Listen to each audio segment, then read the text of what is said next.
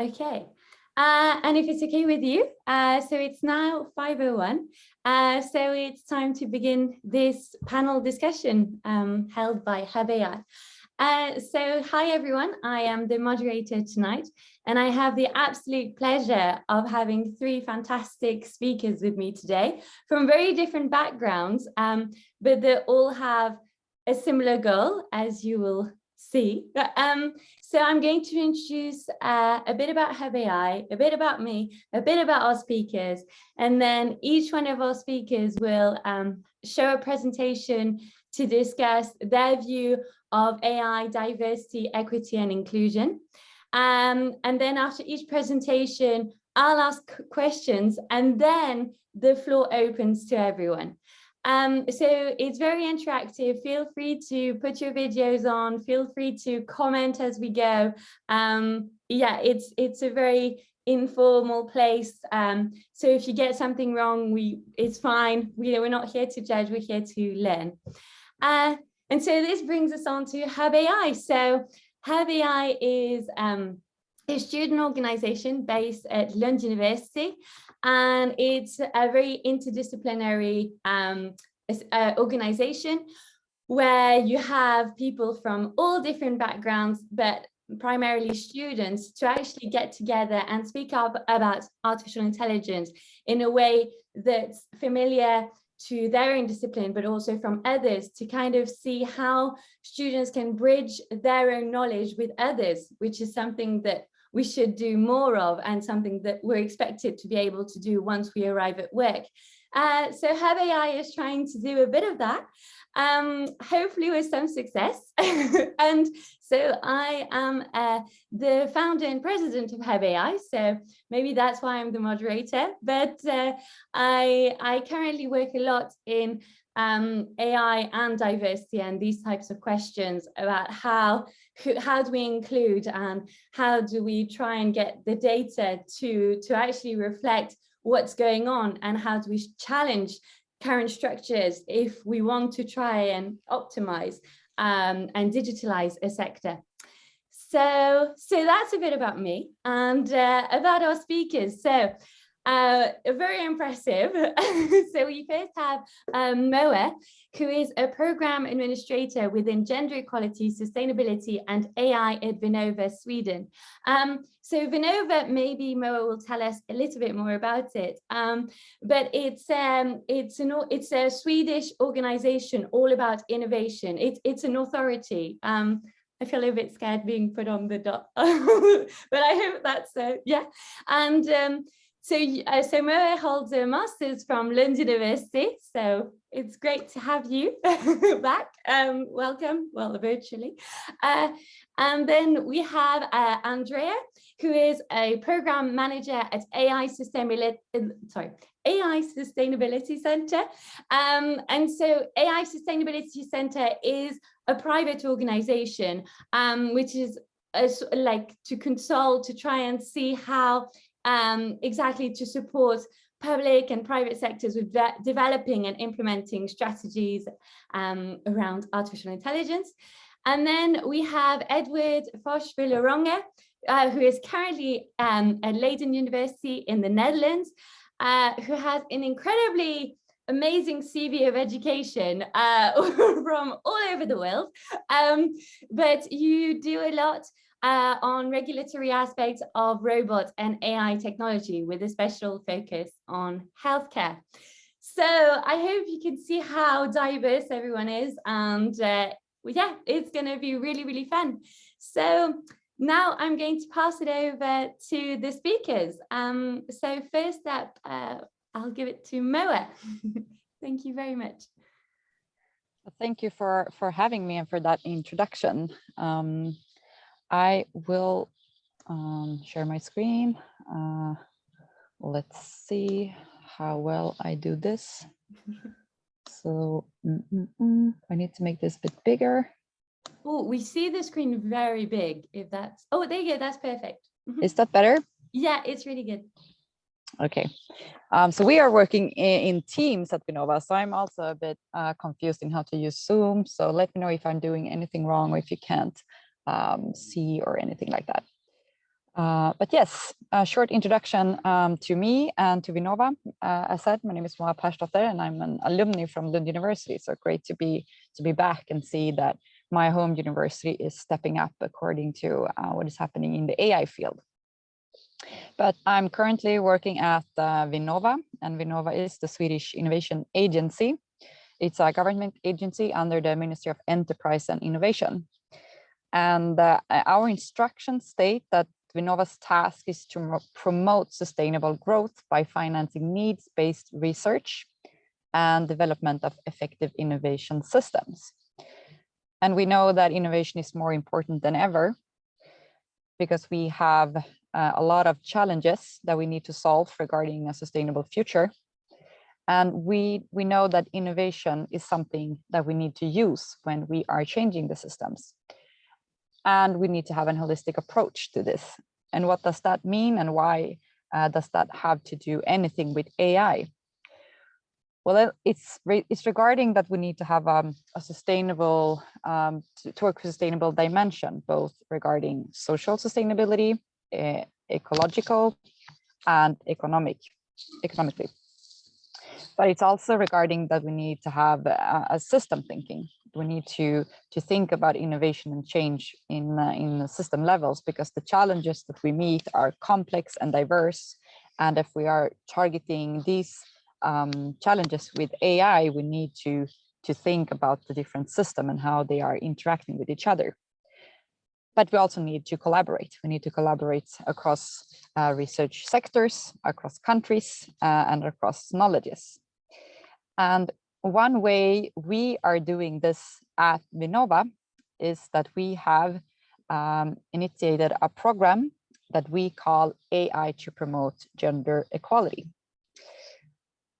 And until now, efforts done within the area of AI and gender equality have primarily focused on challenges linked to the underrepresentation of women working with AI and women in the STEM field.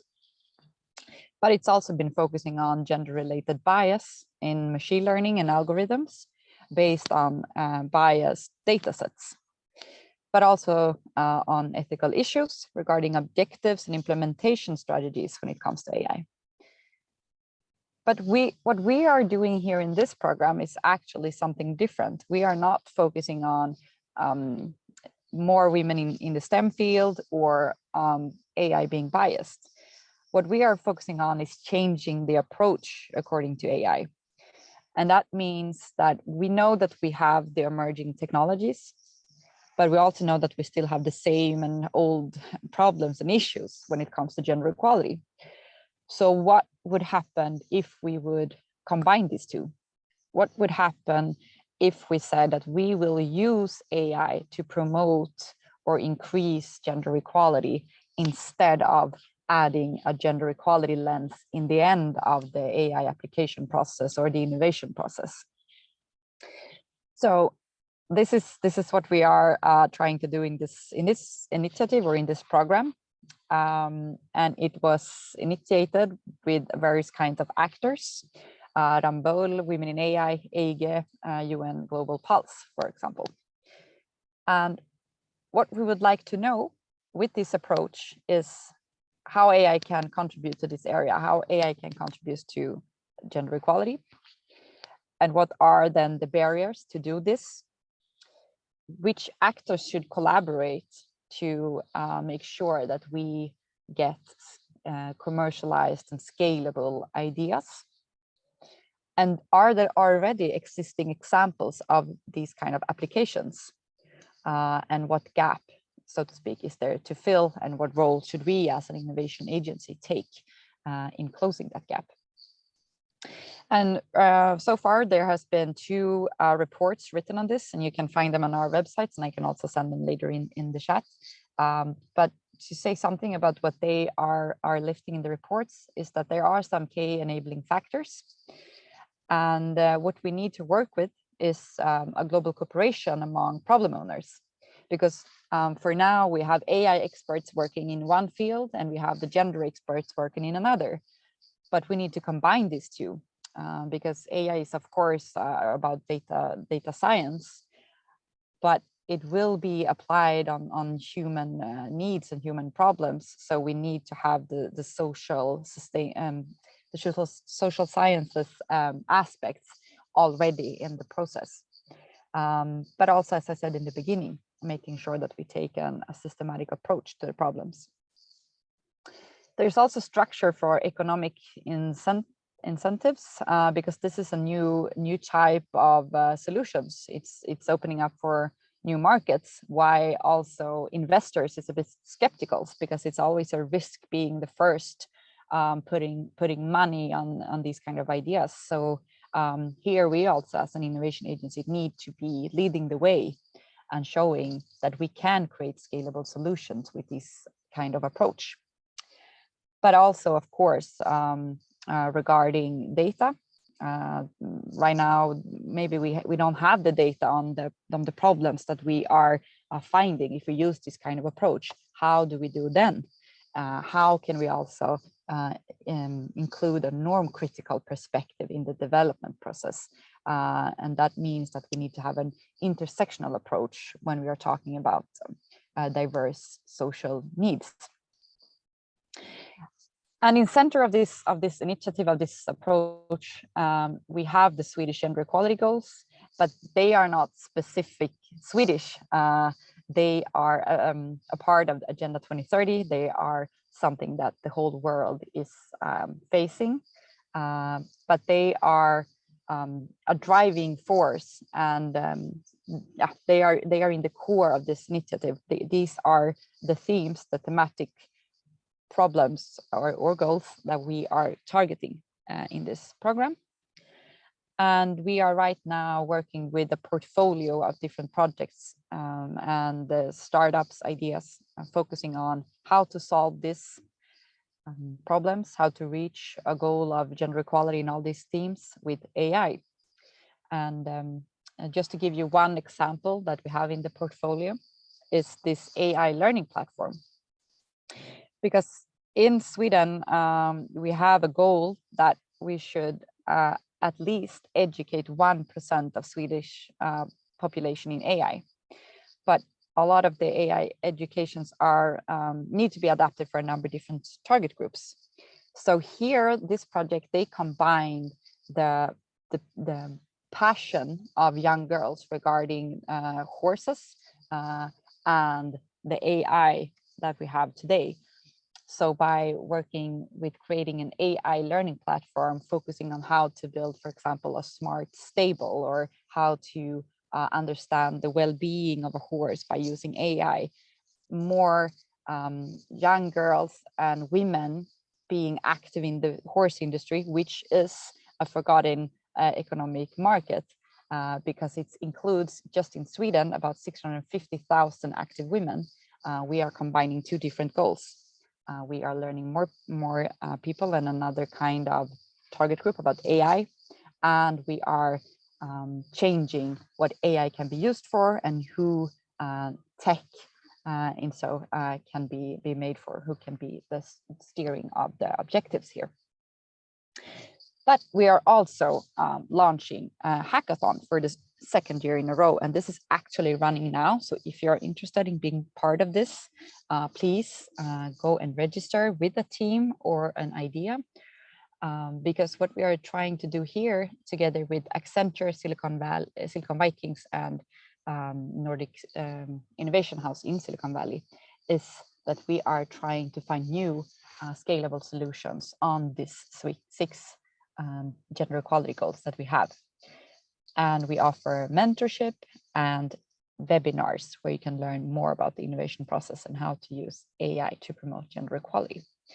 And this is a very new way of doing things at Vinova, because here we are focusing on the idea more than we are focusing, for example, on the track record of the ID owners or on the CV of the ID owner. We are focusing on the idea that it uses AI and that it's trying to solve or promote gender equality. But we have a lot more to learn, and I'm very interested to hear about the other speakers about these kind of topics, because We still need to do different kind of impact analysis when it comes to this. We have problems when it comes to technical feasibility. Who will and who can invest in these solutions? Is there commercial potential? What is the need? Who are the problem owners when it comes to these thematic areas, and so on. But what we do know is that we need the entire population's experience, skills, and knowledge to make full use of society's innovation potential.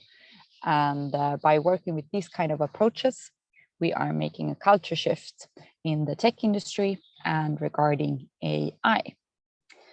So that was a short and quick introduction of what we are doing and what I'm working with. So thank you for your time. Well, thank you so much, Mo. That was so interesting. I was meant to come up with questions and I have so many questions. What's the problem? I think it's just a very brief one. Just so how much of because Sweden has 10 million inhabitants, so less than 1 million inhabitants basically have knowledge of AI right now as it stands. Yeah, I mean, the goal is to educate at least 1% of the entire population. That's the national goal. Yeah. And so I don't have the numbers of how many are educated so far. Yeah, okay. But so as your role in Vinova then, your role is to like almost use AI to challenge the current norms around gender, is that? So our role as Vinova, it is to invest in innovation and in research. Yeah. And we know that we need to digitalize, and we know that we need to use AI. And we have different kind of calls and programs focusing on AI. This is one of them, saying that we can use AI to promote gender equality, but we're also using AI, for example, to solve a climate crisis. So it's just another approach, because as I said in the beginning, there can be a misunderstanding that AI is dangerous because it lead to deeper discrimination, deeper and wider gender inequalities. And yes, that can be the case if it's used in the wrong way or if the data sets are being biased, but we can't let that mindset hinder us from using already existing technologies that we actually can use to solve gender equality issues. So it's more about asking how can we change approach and what research questions should there be regarding AI. So this program aims to do exactly that. Wow, that's great. And Jen, I can't wait to see how all of this bridges with the other two speakers and the discussion. So without further ado, I'll now pass it to Andrea. Thank you very much, Mo. Great, thank you. I'm just going to share my screen. Hopefully you can see my screen. Let me know if you can't. But yeah, it's great to be here. My name is Andrea Despe, and I work for a company called AI Sustainability Center. And I think you summarized it really well in the beginning, Tish. But essentially what we do is that we help organizations make sure that they can use AI in an ethical and trustworthy way. And what that means in practice is that we help them establish the right strategies, the right ways of working, provide them with the right tools to both discover potential risks for unethical impacts, but also handling those risks. And our approach is really in line with what the Moa said about Vinova. We think that AI is something that is really going to really transform a lot of industries, improve our lives. But what we recognize is that these impacts need to be, companies need to be aware of them, and they need to work proactively with them. So that is what we help them do. We work with both private companies, but also with public sector organizations. And for example, and my role at the AI Sustainability Center is essentially managing those projects. So I work very hands-on with various organizations in solving their challenges within this area. And I'm just now wrapping up a project that we have run for a year together with the Swedish Gender Equality Agency, as well as the Swedish Tax Agency and Social Insurance Agency, where we looked at how the use of AI in public sector can be gender equal, essentially. And that was financed by Vinova, so it's great that Mo is here as well. So I'm gonna draw on some experiences from that project, but also talk about our general approach at AI Sustainability Center to these questions. And like I said, we think that AI is something that is really positive. We look at AI in a very positive way. AI is a technology that has shown that it can really transform a lot of industries, can create a lot of value for us as individuals, for companies, for public sector, but also for society as a whole. But in order to really retrieve all of this value, you need to be mindful that there are also risks. And if you don't address these risks, they can actually result in quite severe, both reputational consequences, but also financial consequences.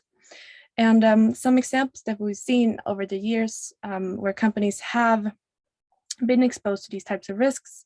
One risk is, for example, privacy intrusion, of course. A prerequisite most often when you want to use AI is that you have data. And usually the more data you have, the better the outcomes of your AI solutions. And that can lead to instances where you are intruding on individuals' privacy because of various reasons. But that is, we've seen quite a rapid increase in that type of risk over the last years.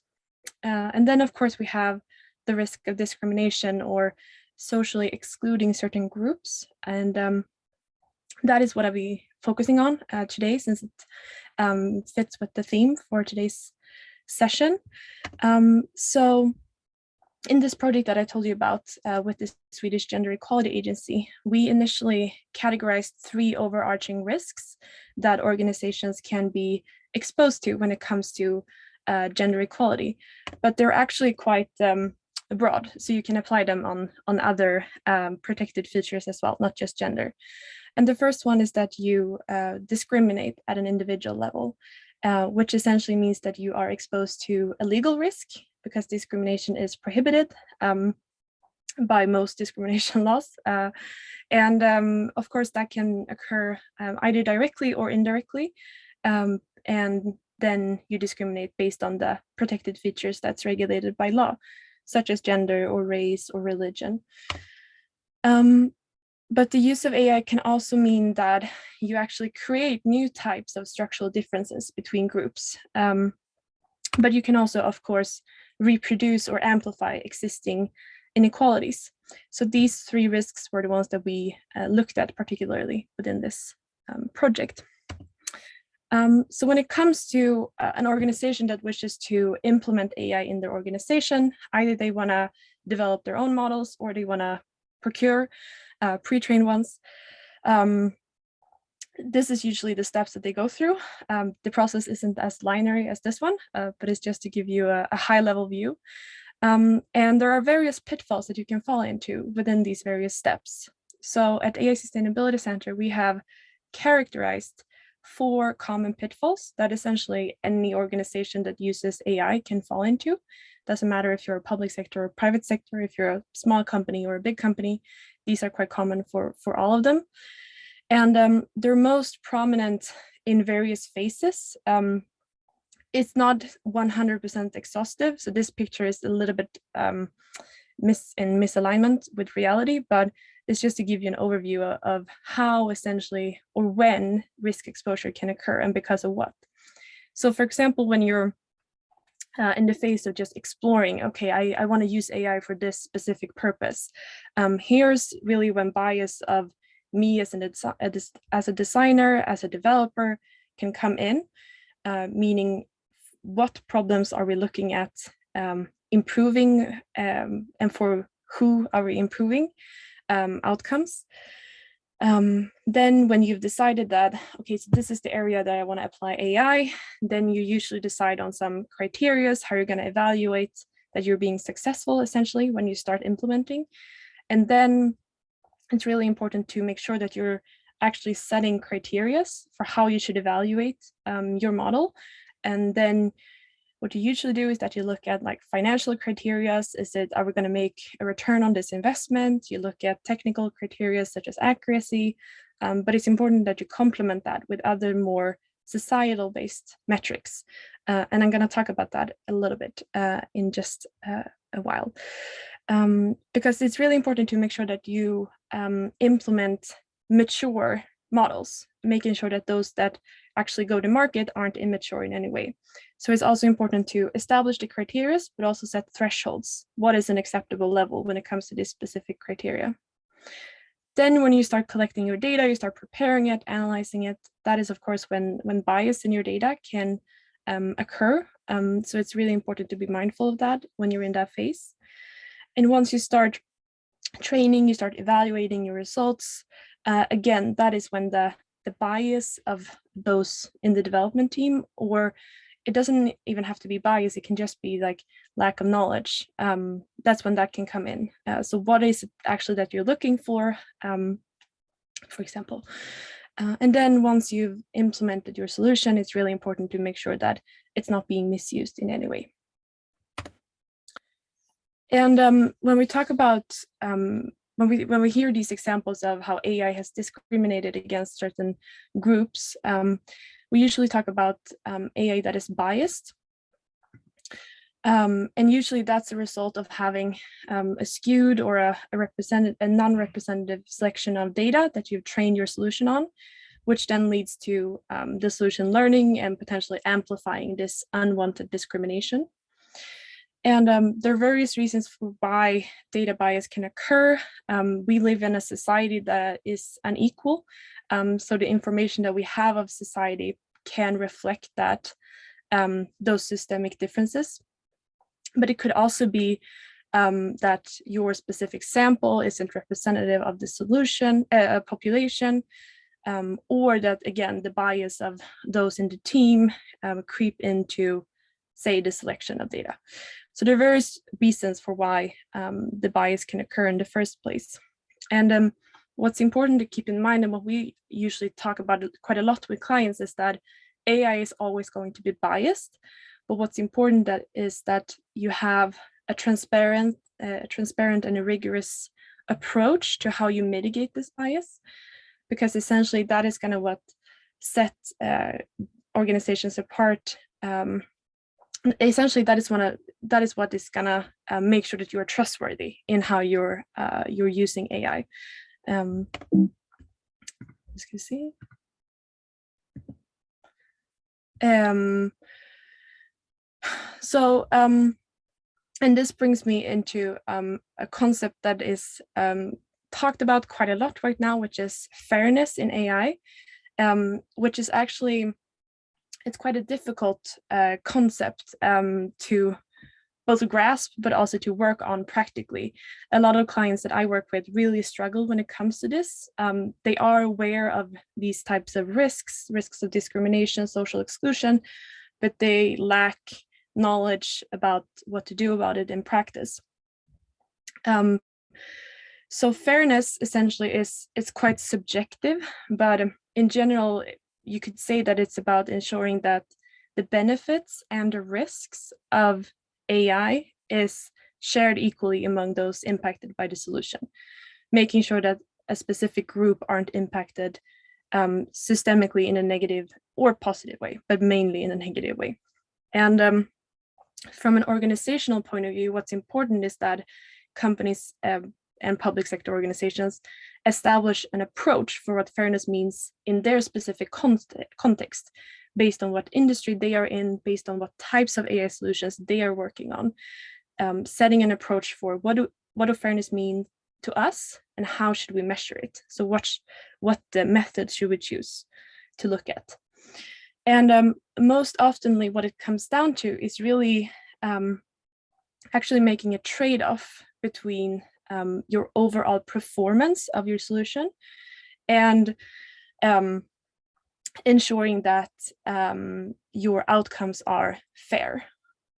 So this is it's a very simplified example, just to give you a view of what it could look like.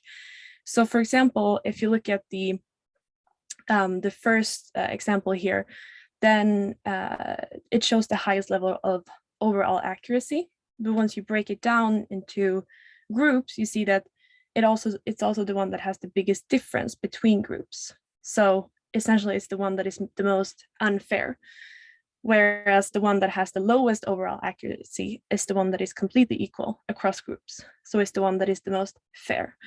And this is actually something that essentially any organization working with AI that is working with fairness in AI is kind of struggling with, finding this threshold. What is an acceptable level of unfairness in order to justify your higher overall accuracy?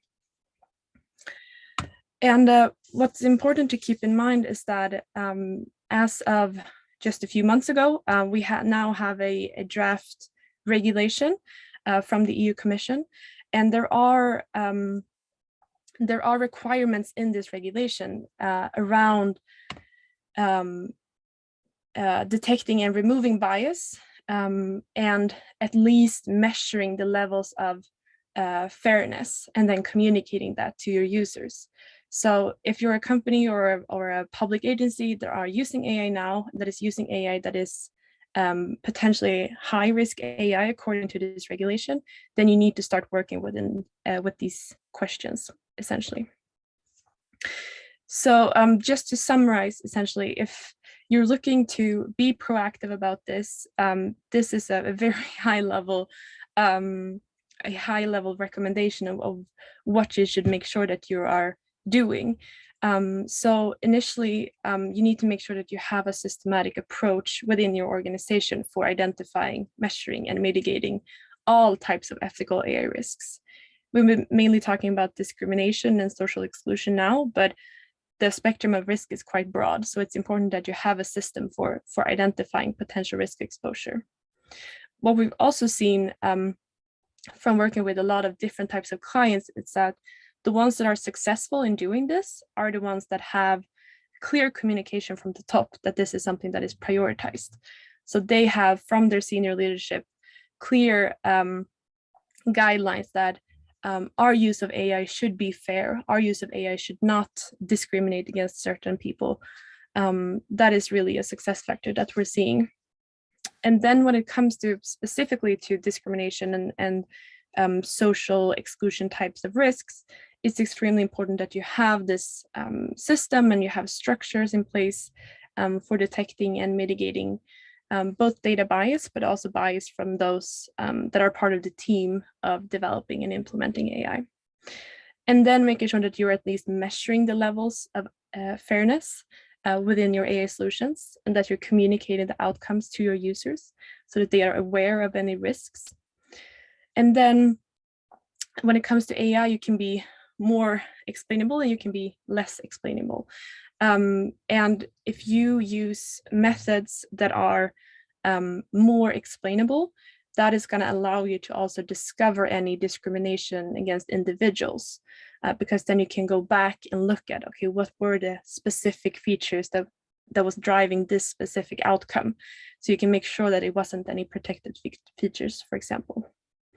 And then it's also really important to have what's called a human in the loop, which essentially is making sure that you have humans that can both overrule any automated decision made by an AI system, but also making sure that they actually can understand the sources of bias, make these types of critical analyses that is needed about society that we live in, that they check the explanations and that they monitor the solution.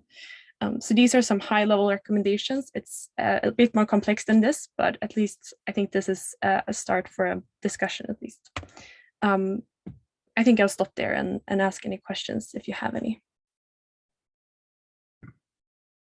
Great, thank you so much, Andrea. That was really, it was really interesting to see how in practice this all looks like from like your role as a project manager, sorry.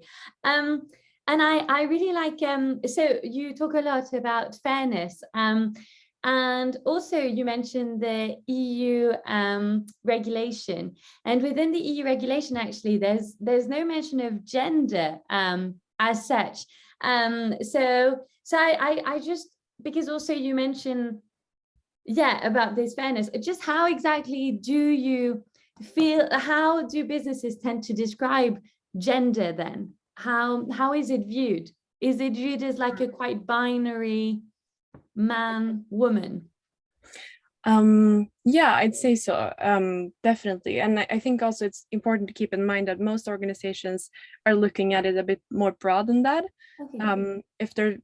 If they think that they are at risk of discrimination, then they're looking at all the 7 discrimination features. So they're looking at it a bit broader. And then I'd say they are quite binary. Okay. But I think, I mean, the companies that I work with are really, they are quite knowledgeable within this area, and they're quite knowledgeable about the problems. What's difficult is knowing what to do about it in practice. So how should I actually make sure that I have an intersectional view within an AI solution? It's not that they aren't aware of these types of like social structures. It's more about implementing it in an AI context. That's the struggle. Yeah, absolutely. Yeah, that's really interesting. I'm also a little bit aware of time, and so to make sure that we have a discussion, I'm going to pass it on to Edward now. Yeah, thank you again. Sure. Well, first of all, thank you so much, everyone, for the invitation. I'll just go ahead with the presentation.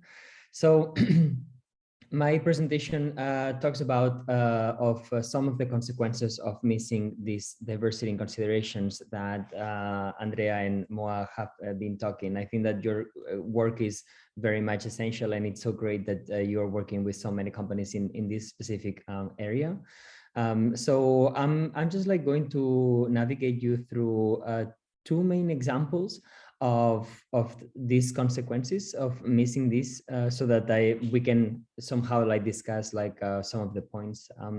The topics revolve around how this may silence some communities, how then parts of the community might be disregarded, and how then this may impact ourselves. Sometimes it's difficult to know like how much harmful are these misses, and whether this could lead to fatal outcomes at some point or not. So starting about silencing communities, there's some, I'm going to bring an example on content moderator tools. There's some companies trying to work on making actually the internet a safer place. So Jigsaw is a unit within Google that explores threats to open societies and builds technology that inspires solutions that can help have an online world a bit better. So what they're trying to do is basically holding to the promise that technology can be good, so that as we've seen before, like that we can use technology to ensure like a broader and good goals. And one of them, it is actually to try to remove toxicity online. So we've seen that there might be in many occasions that social media platforms have situations in which there's a high level of toxic content there, and because these companies are very large, they're trying to look at AI and other applications that they can help remove this toxicity. So Jigsaw created a Perspective, which is actually a tool that it's a machine learning tool that reduces this toxicity online. So what it does is that it is a model that scores a phrase based on the perceived impact that the text may have in a conversation. And this may look like, for instance, like when you think about a comment like "shut up, you are an idiot," and then they are considered this to be actually a toxic language. So they want to empower developers and publishers to have this feedback so that they can review the comments and then can also remove part of this content. So they define toxic as a rude, disrespectful, or unreasonable comment that is likely to make you leave a discussion. And what they wanted to do, it is actually to have a sort of participatory design. So they welcomed many people online to rate various comments from very toxic to very healthy, so that they could also get the feedback from the general population, as Moa was saying before, which is essential, right, into having then a model that it is more fine-tuned to societal needs. And then the level of perceived toxicity indicate then the likelihood of a specific content to be considered as toxic. But, well, we all know that the road to hell is paved with good intentions. So let me introduce you to the fantastic world of drag queens. I don't know if you are any one of you familiar with this context, but this is RuPaul's Drag Race contest, and it's a very famous a contest that it's becoming right now a worldwide phenomenon. Who would ever say that drag queens are taking over the world? But they are, basically. So why is this important? Drag queens typically use a form of language and constructions that they can be considered harsh or impolite, and they use that to construct their form of a speech. And when we are looking at different communication styles, scholars and people working on this area have highlighted that such a sharp tongue is a sort of weapon honed through frequent use, and is basically a survival skill for those that function usually outside gentle circles, and that usually it is used in a way that is focused on using and demanding acceptance. And in that sense, basically, it is evaluated positively in the members and the settings that recognize the importance of building a thick skin to face a hostile environment. So you may be wondering, why is this has to do with what I explained before about the levels of toxicity before. Some researchers at the Internet Lab at Sao Paulo, especially my friend Tiago, developed a research into understanding whether drag queens may be silenced online due to this aspect of being considered toxic on the internet. What they did is to run perspective developed by Jigsaw to have a classification on how like the speech was being categorized with different drag queens online. And then here you can see like a little bit the classification in which Michelle Obama would be like somehow like on the top of like having like a health sort of discourse online, and Donald Trump and Stéphane Molyneux to being considered like more into the right-wing side of the parties. Then when we look closer to this, we see some of the contestants of the RuPaul's Drag Race, like Bianca Del Rio and Coco Montrese, like ranking even more highly than the rest of the far right-wing users. So one of the main consequences of this is that in perspective, there is a button in which you can ask the tool to help remove that content that it is toxic. And that is very much like what companies are behind to, because they want to have a tool that automatically removes this content. But this is how then the content of some of the profiles of the drag queens appeared. And if you are familiar with theater, you will see that the content, it is basically empty of content. So sometimes and you can see the levels of the toxicity below. Sometimes there were cases in which the content that should be considered neutral was considered toxic because of the use of words like gay or lesbian, like in this example. In other cases, it was the fact that, oh, and I cannot go to the next.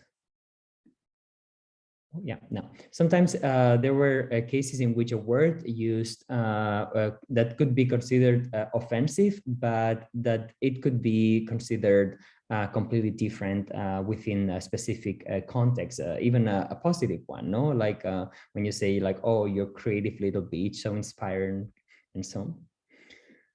It could also be the case that some of these words that are usually worked on ways to attack this specific community are reclaimed back by the LGBT people. So in this case, it is a term that was considered offensive, but that it is claimed back by one specific community. But then also when sometimes toxic language is used as a reivindication, as a claiming back certain rights and certain political statements that, well, they also have their place online. But then other comments that could be considered like highly toxic, like for instance in this one, like Italy is so beautiful country and I love it so much, from its food to its fashion, from its history to its art, but I am very worried about the current trends which are reminding me of the 30s, so let's import Somalians to change up the food, fashion and history and arts. Then the level of toxicity, as you can see down, it is actually 7%. So I will quickly finish the presentation with one thing. I'm not going over like the second example so that we can discuss a little bit, but basically these very much pushed me and other researchers to talk or to think about how the current discourses on discrimination in artificial intelligence are very much focused on gender and also on race, but they are not that much focused on sexual orientation. And that leads to the idea that somehow it is the intersectionality viewpoint that needs to be somehow being put at the forefront as a concept and as a tool that can channel the discourse on discrimination in AI, in contemporary AI discourses. So thanks to that, basically part of my research, it is focusing on diversity in artificial intelligence. And if you're curious to know more about this, I'm going to share now my link into the chat. But this is more or less like one of the examples that I had in mind, like to show how a concrete example of even if having good intentions might have ulterior adverse impacts to certain communities, and that it is something that we need to think upfront and beforehand, and not as an afterthought. Wow, that's great. Thank you so much, Edward. It was really great to also bring the drag queens into this to show how they do rule the world indeed nowadays. They are. And so just kind of going on to what Andrea was saying about like and you kind of do mention it, but how would you say, how in practice, when you help businesses then innovate and try and be more inclusive, at what stage do they need to be more inclusive? If you look at the Andrea's timeline. I think they need to be in all. I think that there might be biases that come in different forms. But I think that it needs to be like a sort of life cycle assessment in which it never somehow ends, right? Like there needs to be an iteration to come back here. But if I can take you 2 minutes, Tish, I wanted, because Moa, like I like your presentation, you were talking about the technical feasibility. And I also wanted to put this into the table to discuss, because also what I find in my research is that we need to ask the users and to involve them. And why do I say that? It's because the other example that I wanted to share with you, that I can share with you the paper if you're curious, is about gender classifier systems, in which there are systems that they are trying to infer what's your gender based on your activity that you have online, your pictures, and so on. What happens about inferring certain traits about people, it may lead to misclassification problems, because you're basically assuming certain aspects. And what it seems to me is that it is not yet technically feasible to infer internal states of people throughout objective means. And I say this because there's a lot of interest on emotional recognition systems and also gender classifier systems. But this is actually something that it is, in my opinion, a bit dangerous, in which we are using technology to objectively identify something that it is inherently subjective for each of us. And that by doing so, then it means that the concept that privacy we have like no longer somehow exists, because it's very much like the deeper thing, like the deeper feelings that you may have in life, that they are changeable and that they can have like many different forms, no? Yeah, absolutely. Moa, did you want to comment upon this?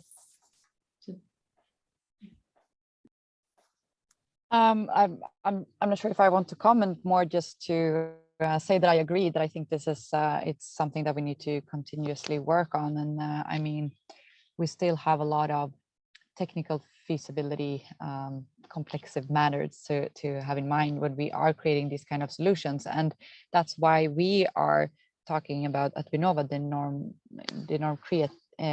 critical innovation process, and to make sure we have this intersectional approach when we are developing the AI, and of course being close to the users.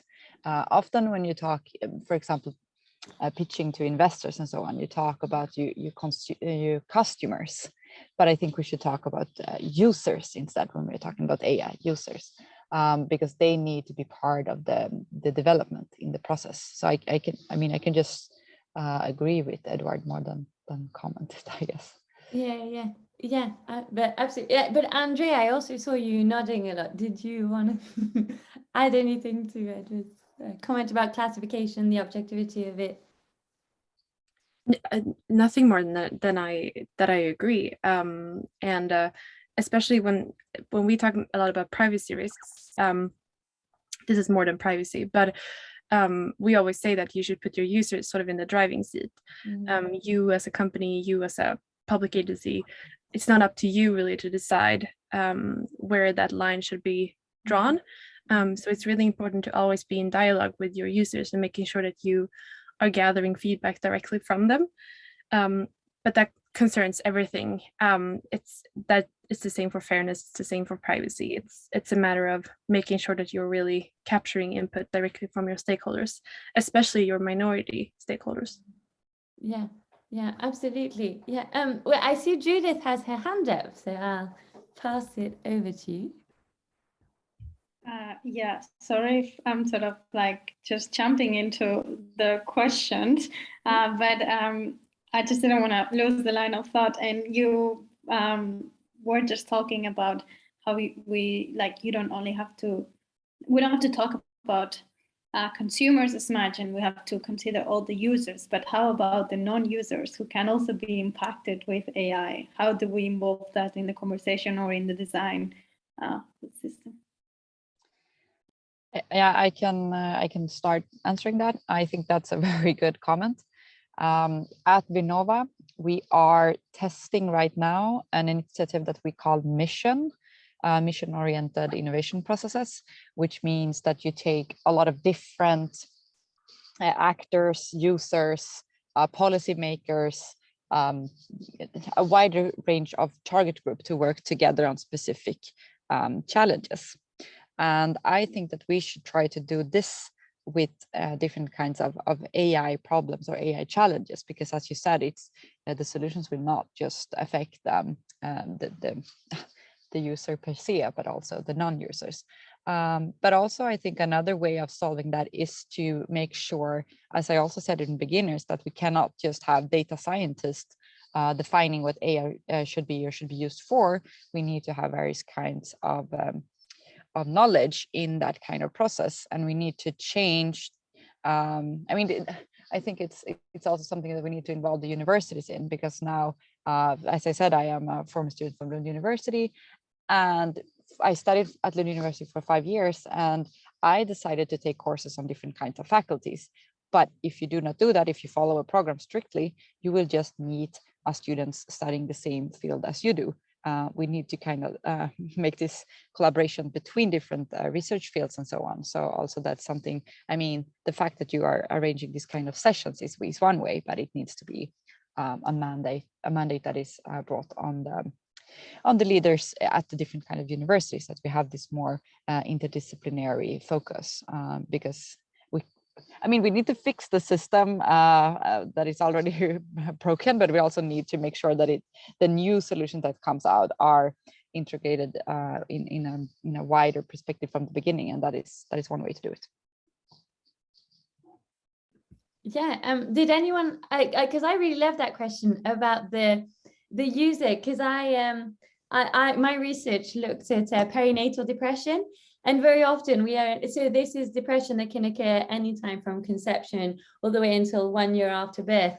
And very often it's kind of seen as the pregnant person's problem, like only they can suffer the depression or experience the depression. And actually, like how it's hard to just embody the depression to one individual. It's kind of like the partner or somebody else might also be affected by it. So that's I really like that question. But Andrea and Edward, did you also want to comment upon the non-user aspect?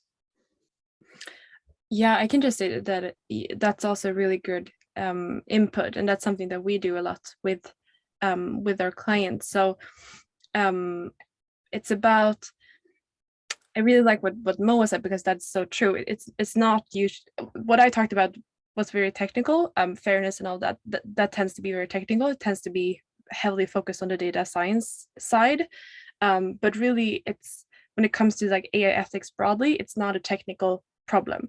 That is something that we really emphasize all the time, that you can't solve it only with like the most advanced bias detection tools. That's going to get you a little bit on the road, but you need to work collaboratively between functions. You need to involve your legal team. You need to involve your subject matter experts. If we're talking about gender equality, you need to have subject matter experts on gender equality part of the team. And that's also about when you analyze.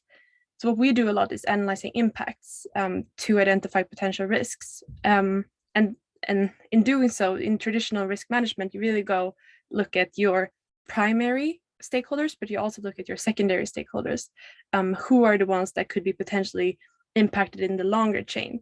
And that is why I think it's so important to keep in mind that, yeah, we can measure fairness, you can look at how your specific solution impacts the users, but you also need to have a more holistic view of how can this solution, once implemented in a broader process, impact other areas as well. And that is quite difficult to comprehend, because it's most often quite abstract, and you need to think like several steps ahead. But that's something that we work a lot with clients when we implement various risk management frameworks for identifying and handling risks with AI, is making sure that, yeah, you have technical tools to measure for these types of things that I talked about, but it's about a whole lot more than that, that goes beyond just looking at the specific outcomes of the solution. Yeah, I actually couldn't agree more. I think that it was Johnston that said that modern problems cannot be reduced to mere engineering solutions, especially over the long term, because, well, human goals are also diverse and constantly changing, and we definitely need to have a much broader understanding of the situation and involve yeah, everyone, no? I think I also agree with what Andrea says about the risk management approach. It is important to know like about the gravity on this. I think that it is also important to have anticipatory design measures so that we can anticipate, especially for those aspects that we do not know yet, because I would imagine that Jigsaw and Perspective didn't want to harm the drag queens. Usually, like when I make these sort of presentations, it seems that they have like this bad intention, but that's why I said no. Even like good intentions have like adverse consequences, no. So just like having like mechanisms in which we can anticipate that could be a great tool to move forward. Yeah, absolutely. And like this accountability and like being able to be open, like about, yeah, we had really good intentions, but unfortunately it didn't work out. But did anyone else have questions? Maybe you've had a lot of information all at once, but please feel free to ask away. We are not going to eat you because we're on Zoom, so we can't. Oh, someone's. Oh yeah, go ahead, Ravsan. Oh. Yeah, thank you all. First of all, it was a great talk, especially Edward. I personally do research in natural language processing. So it was really interesting to get this perspective of how certain models can misdetect these kind of data. So that was really nice to learn. I have a kind of a scenario in my mind, which maybe I would like all of you to comment a little bit. So if I'm developing a model based on a person, let's say, and I want to predict their day-to-day activities, and this is from a purely developer's perspective, a model like that perhaps would be completely biased towards that person, isn't it? So I'm just wondering that the differences between developing a more human AI versus developing a unbiased and logical AI, how can you be critical towards that kind of development? My first reaction would be whether isn't it a bit too ambitious to think that an engineering solution can anticipate a human behavior in the future, knowing that we constantly change and that sometimes you might not even know who you are and how consistent you are with your own choices. I think that we are very hypocritical, all of us, in many aspects of our lives. So I would first try to think, what is it exactly the scope that you are trying to look at, and what are the reasons that you're doing this, and then like to understand like until what extent you are willing to have an error in your model. Because what we see though is that some errors in a stock market, for instance, like might actually like 50% chances of you becoming rich, they are great, but 50% of chances of you getting a wrong diagnosis in healthcare or getting to prison, like that's a life-changing situation. So it's not only about the level of error you're willing to accept, but the level of error that then the users are going to have to bear with once you are implementing this model, and whether then this model like can have like ulterior like applications and how this would work out in other contexts. So I don't know if that gives you any answer or it confuses more, but I think that these aspects might have to be taken into account. Yeah, totally. I was wondering if Andrea has any comment on that as well. Yeah, I mean, it's an interesting question. It's a difficult question also, I think. And I'm not sure if I have like a super smart response, but since I work with organizations that also have like a financial accountability, I don't see how that type of solution would be feasible. I don't see how it would ever be developed. Is it like is there any potential return in that? I don't know. But yeah, I'm sorry, I actually don't have like a smarter answer than that.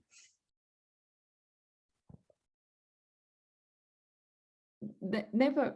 And sorry, I've just realized that there might have been a little bit of confusion because it's now 6 o'clock, 6:05, and Edward might need to leave now. Yes. I am so sorry. I do not know if it was supposed to be a bit longer. It's absolutely fine. It was meant to be 6:15, but it's absolutely I am so sorry, but I will leave you here like with my email address, but I'm sorry that I need to leave abruptly. No, that's absolutely fine. But thank you so much for being able to come. And Andrea and Moa, if you have 5 more minutes, we can keep going. Sorry. And, nice to meet you all, thank you. Carry on with this series. I think that these are great. Thank you very much. Thank you. Bye bye. Have a nice evening. Thank you. Okay. But yes, Moa, did you have any comments on what Rafsan was? Well, I can try if I understood the question. I have 2 thoughts about it. One is that talking from the perspective that I'm representing and what we're trying to doing with changing the approach and kind of ignore everything that is being said with, oh, we need more women and we need more, we need to, consider this bias, because there are so many good projects focusing on this. So what I'm saying is that that's not what we need to do, but just that we need to have some actors working with changing the approach, and that is why we have this this AI to promote gender equality. And what we are facing then regarding feasibility is that there is often this problem with we have the specific problem or the question that we have that we want to work with, but then we're lacking the data, so we need to work backwards. Often maybe you start with the data and then you develop the AI on that, and it's learning and developing and so on. But here we need to work backwards, and that is when we need to make sure we have the broad team and connected to what Edward said before, like questioning what are engineers capable of doing. Like we need to have other knowledge. As I said before, I will continuing talking about this forever. I think we need to have gender experts, we need to have psychologists, we need to have behavioral scientists, making sure that the data being collected in a good way and not just focusing on the technical parts, but also sometimes questioning, do we need tech for everything, for all the changes that we want to solve? That is also an approach you can have. Because yes, we need to digitalize, yes, we need AI, but how sometimes is that the most effective way to create change? I'm just like testing you here, because one report that Vinova did in 2020 was regarding emissions connected to how we are traveling. And what we could see is that yes, by, for example, developing electrified cars, we can lower our emissions.